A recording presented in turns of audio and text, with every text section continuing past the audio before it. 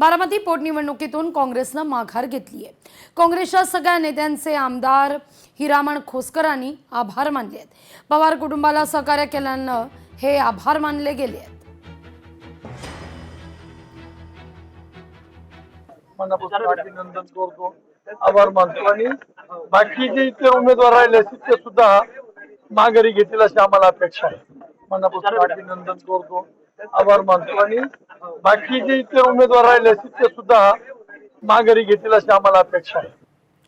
नाशिकच्या धर्मांतर प्रकरणी संजय शिरसाट यांनी प्रतिक्रिया दिली आहे। धर्मांतर प्रकरणाला सरकारनं गांभीर्यानं घेतलंय। सरकारनं एसआयटीची नेमणूक केली आहे। धर्मांतराच्या साखळीचा शोध सुरू आहे असं आता म्हटलं जात आहे।